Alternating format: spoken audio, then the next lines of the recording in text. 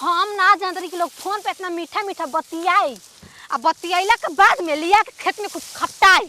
कुछ खेत में। हम ना जानत रहनी कि गुलाब के फूल लेखा एकदम चिकन रसगुल्ला लेखा आदमी बा आ नागिन लेखा सारवा डोसत रही। गुलाब के फूल लेवे खातिर ना ओकरा कांटा से लड़े के पड़ेला, ऐसा ही गुलाब ना मिल जाला। अरे राम हो राम, अब ढेर मुंह फुलावल ठीक ना लागेला, न तो उवा साबित आदमी हो जालन। ढेर कहते में चपला खींच के मार दे बस कपड़ा फाट जाई जे कोई हमरा से बोझ के आई बनी काम कर के कामे ख के जाई भी जसे। जवान लड़की नैहर में अपना बाप भाई के इज्जत ना कैले होई उ का भतार के करी। यही कुछ से चिन्हा जली स कि 76 बाड़ी स मार ना तो धक दड़िया कबार देबे जे हम झोटा का बारे में टाइम ना लगाई उठा के झोटा पटक दे। के माई ने झूठ बोल के पैदा कैले हो के पूरा समाज में फैलैले होई कि हमारे मर्द के, लेकिन दूसरा के मरवा के पैदा कैले होई तो उनके गुल बात आवेला। आ ढेर बोलला पर असहज के मारब के निहुरले दौड़े के पड़ी।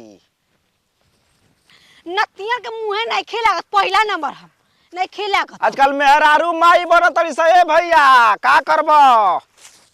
एक जमाना नहीं खे माईए के रखल जाता बहन के रखल जाता माईए बहन के रखल जाता ऐसा ढेर बोलला पर उहे मुहावा पानो खाला पनहियो खाला चपला साथे में रखले बानी साथे में। हां बड़ी बड़ बड़ भूसड़ी बोलत या हमारी काय के करा तू कहता मारे के करा के कहता बेटा तू हमार काहे नहीं माई बन तो घर रख ना खटाओ तरा कलम चाबे आइल बड़ू कलम पर छतिया दाल धर आइल बनी दाल रेलवे हम काहे ना अपना बाप से कहली रे काहे ना कि राजा घर बियाह क द। ए नती तू सारी से पहले राजा बनते ना लिया के नौकरानी बनले बड़ा बड़ा के आय देख मुंह संभार के बोल न तो अबे लो लाख कुछ दे चेहरा गाणू जैसा मेहरानू चाहिए सूखा ये तहरा माई के एही चेहरा पर जहर माहुर खात रही रे यही चेहरा पर रे भोसड़ी आज तो के का भइल चेहरा का भइल रे का भइल रे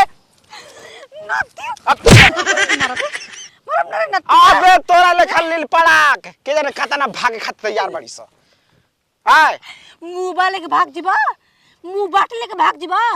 जवान तारक लेके भागी ओकर पिलुए पार या पूरा जीवन बर्बाद हो जाई बर्बाद। हां अभी तारा रहते कगो आबाद बड़ी स कगो आबाद बड़ी स हमके देख के सरवा जियली स नहीं कि तारे परवा में तारे बारे में हम नहीं जानते हम ने तेरे संग रहल बनी। हां एगो नागिन के पाले मूस पर जाव तो का करी भागते भागत सरवा मर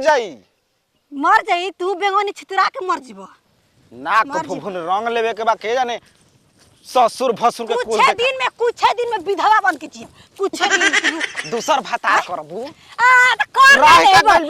ना लेब तू कर सकला तो मेहरान तो हम ना करली भाता करबे भर सक जीजावा फोन आइले रहेला भर सक जीजा मार जब हथवा तोड़ देम त अरे नहर में रखले रहे कुंवार पर ए तो जीजा जान प्राण हमर दुनिया जहान हम तो ओकरे से बियाह कर लेला ओकरे के चल जाला रे माई तना भी महक रखी रखत हमर जीजा तो जीजा हम। तू सोचा तारू कि टिकले बा दूसरा मजा ले दूसरा कोई मुंह तो ये को कहबा हमरा बारे में कह खेत में अरे मर्द एकदम मेहरारू कहतनी फजहत से के जाने फूफा हमार बियाह करा दे रहा इसन कुल अरे गोड़ा फिर चल जीबे जनता चाहिए से हम कौन तोहर बिगाड़ कहतनी कि हमरा चल जाना तो देहिया पर चढ़ जाई फान के हम कौन गलती कइले बानी हम बिना गलती के चढ़ जाई एकर चढ़े के आदत ना जाई लेकिन सरसों में लेके घुस जा हाल न तो कि अब देखो का कहती है सरसों में लेके घुसे के बात कहती है एकर लाज बात तरीको के भसुर से कैसे बतियावल जाला इहे कुल कहल जाला तो हां चल चुप रही भेजे जरूर सब जाइए बताओ हेतने सरसों बा मतलब इहे बोझा करे में पांजा करे में एकदम ई बता माथा उठ कर ले बिया तो के समझाई ना कि देखा शहरी मेहरारू पढ़ल लिखल में से बियाह ना करे के चाहिए अरे भैया काम धंधा ना है का दिन भर बस कुछ ना होत रही जा आ इतना घाम उगल बाटे देख ओ घरी सारा कहता ना कहां रे घरे देखा चल देहलस ओ घरी भाई जी दामाद जी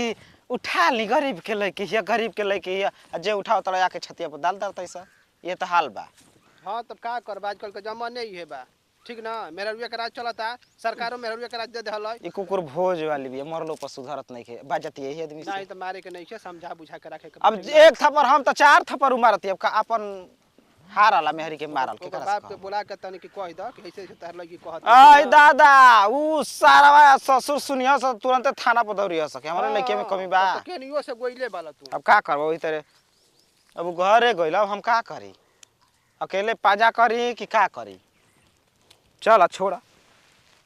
अकेले करत करत हम मुंह छोड़ दे एही में झरो। अरे रहला पर कहेले पतो तंची काम बा आय बेरा कितना से कराए सब काम ओरिया के एकदम नीचे हो गनी यही से घरे रही न दिन भर लड़का संग लड़त रही भेज देले में तोरी काटे खातिर काटा सा ओनी लड़स चाहे मरस कटिया से नती तबे न जनिया सा माई बाबू कातना परिश्रम से आदमी काटेला कैसे कैसे पोसे हटी जी। अरे मेरे माई का भेल रे पढ़ा फतरी कुछ भइबे ना कइला माई है का तली सास है तू पतो है साढ़ जन्मैले बनी रहुआ साढ़ हमार माई गाय बाप है गाय है कि साढ़ जन्माई साढ़ लेखा बेटा जन्मैले है ई कहू ठीक बा ना बोले के तमीज में ना रखे के तमीज में कहीं का सोच के हमार बियाह के लोग और बहुत खीस पड़ा ताटे। बाप रे बाप जब रातों दिन फोनवा से बतियावत रहो तो ना देखल लूरा सहुरवा तो ये तो बाप रे बाप मर जाए बीड़ा जब दोकल वो कहत रहे लड्डू सकार खेतवा में लड़ने के बात कहत नहीं रहुआ हमारा माई बहन के मई के धक्का गरी आइले बाड़े तू ना छोड़ ले कभी काहे के छोड़ जाई काहे के छोड़ जाई तब का कहनी काहे के छोड़ी हम जानते बानी का घर रोज जानता नहीं लड़ाई झगड़ा में ऊ कहला तो तू आज के बाद से हम घरे काम करम बारी ना जाई काहे चाहे कुछ भी हो जाए 12-1 बजा देलू खाना बनाए में मोबाइल चलावत रहो तू गुजे भी काटे तोरी हम घर खाना बनाए के निकाल दी हमके घर से बाहर हम निकालो तो निकाल के दिखाई तो तू ना जी काल जेबे कर ना जाई तू काल ना जी ना जाई। और रे रबिया रे के जान जी केरो मर हेरा गए हमने के जान ठीक बा दू आदमी बोला के रेटी चपवा के फेंकवा दे बुरे ए ये कोन मत कहिए हमारे बारे में ठीक ना हम ऐसा कुलाई की ना हनी ठीक बा जबान कैची फेल बा अतना तेज जबान चता पतो बाड़ू को सबत बाड़ू हमार सबत बाड़ू हो पतो नहीं यही लुरिया पर तोरी कटवा होता नहीं ये लुरिया कैसे रो बोला तानी पहले मुंह से बोलता नहीं मने ला शर्म ना बोल पतो के कैसे बोले जाला ला शर्म देखो हमार पतो हो तो पतो ले खरा हो ला शर्म मत देखो तो लतिया तो भाबे लइका ना हो कुछ बोल तो सुने ले भड़वा लेखा ऊ नतिया उसन केन का दोगाला का बे कर रे दू थप्पड़ खींच देनी घर वाले बनावले हम गेलावा कवा बनैले बाड़ी सा ओ जी तना फाट बोलत या कहते माई के रखले बा बहिया के रखले बा ये कर बोली दा कहतिया मरले खेत में ला सार के ना के सिवा में मार भिड़ एकर भैया कर माई बहिनी का रखले त जान थई देखो आई रे भाग के चिबिया निकाल के